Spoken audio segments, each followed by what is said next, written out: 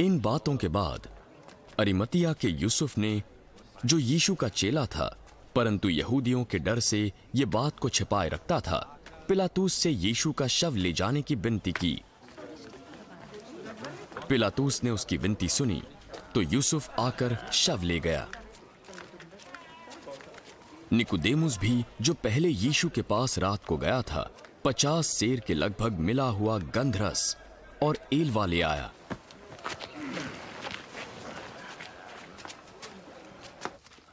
तब दोनों ने यीशु का शव लिया और यहूदियों के गाड़ने की रीति के अनुसार उसे सुगंध द्रव्य के साथ कफन में लपेटा।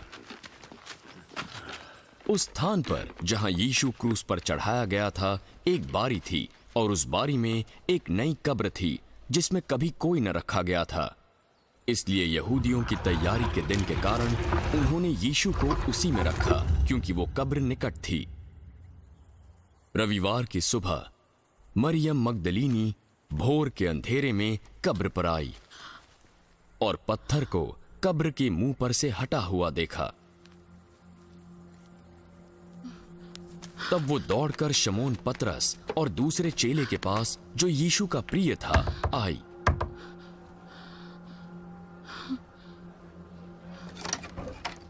वे प्रभु को कब्र में से निकाल ले गए हैं और हम नहीं जानते कि उन्हें कहां ले गए हैं। तब पतरस और वो दूसरा चेला निकलकर कब्र की ओर चले। वो दोनों साथ साथ दौड़ रहे थे, परंतु दूसरा चेला पतरस से आगे बढ़कर कब्र पर पहले पहुंचा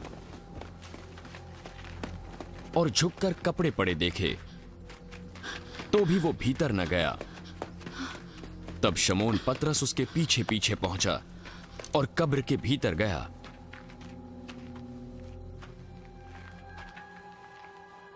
और कपड़े पड़े देखे और वो अंगोछा जो यीशु के सिर से बंधा हुआ था, कपड़ों के साथ नहीं परंतु अलग से लिपटा पड़ा था। तब दूसरा चेला भी, जो कब्र पर पहले पहुंचा था, भीतर गया और देखकर विश्वास किया। वे तो अब तक पवित्र शास्त्र की बात न समझे थे कि यीशु मरे हुओं में से जी उठेगा। तब वे चेले अपने घर लौट गए, परंतु मरियम रोती हुई कब्र के पास ही बाहर खड़ी रही और रोते रोते कब्र की ओर झुककर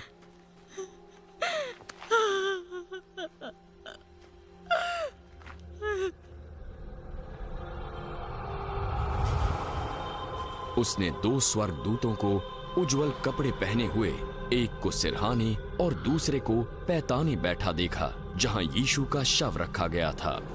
हे नारी, तू क्यों रोती है? उन्होंने उससे पूछा। वे मेरे प्रभु को उठा ले गए और मैं नहीं जानती उसे कहां रखा है। ये कहकर वो पीछे मुड़ी और यीशु को खड़ा देखा, पर न पहचाना कि ये यीशु है। हे नारी, तू क्यों रोती है और तू किसको ढूंढती है? उसने यीशु को माली समझा तो उसको उत्तर दिया, यदि तूने उसे उठा लिया है तो मुझे बता कि उसे कहां रखा है और मैं उसे ले जाऊंगी।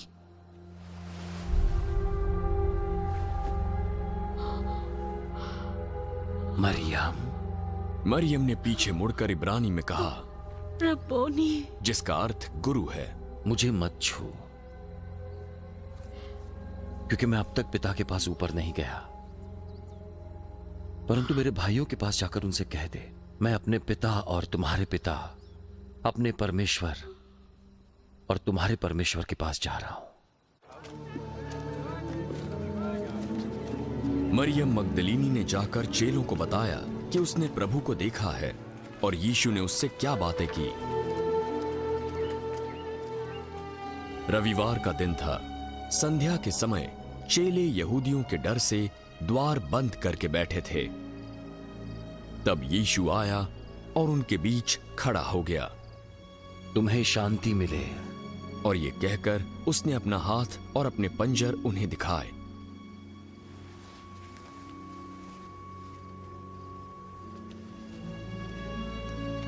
तब चेले प्रभु को देखकर आनंदित हुए। यीशु ने फिर उनसे कहा, तुम्हें शांति मिले। जैसे पिता ने मुझे भेजा है वैसे मैं तुम्हें भेजता हूं।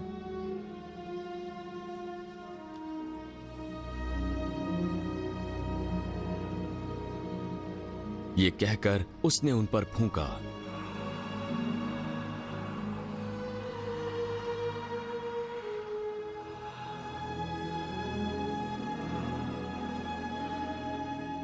पवित्र आत्मा लो, जिनके पाप तुम क्षमा करो वे उनके लिए क्षमा किए गए हैं।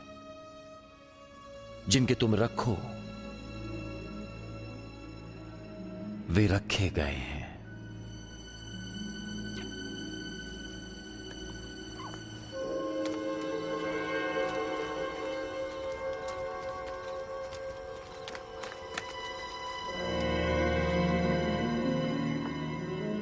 परंतु 12 में से एक अर्थात थोमा, जो दिदुमुस कहलाता है, जब यीशु आया तो उनके साथ न था। जब अन्य चेलों ने उसे बताया, हमने प्रभु को देखा है, जब तक मैं उसके हाथों में कीलों के छेद न देख लूं और उनमें उंगली न डालूं और पंजर में हाथ न डालूं, विश्वास न करूंगा।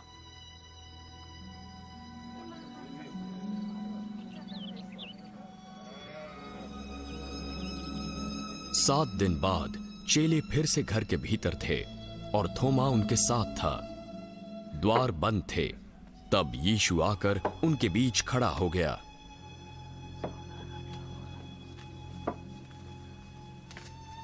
तुम्हें शांति मिले। अपनी उंगली यहां डाल, मेरे हाथों को देख। अपना हाथ बढ़ाकर मेरे पंजर में डाल। और अविश्वासी नहीं, विश्वासी बन। हे मेरे प्रभु, हे मेरे परमेश्वर,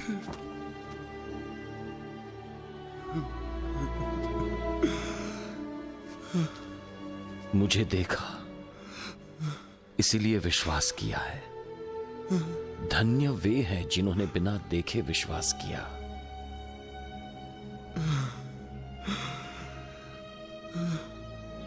यीशु ने और भी बहुत से चमत्कार चेलों के सामने दिखाए जो इस पुस्तक में लिखे नहीं गए, परंतु ये इसलिए लिखे गए हैं कि तुम विश्वास करो कि यीशु ही परमेश्वर का पुत्र मसीह है और विश्वास करके उसके नाम से जीवन पाओ।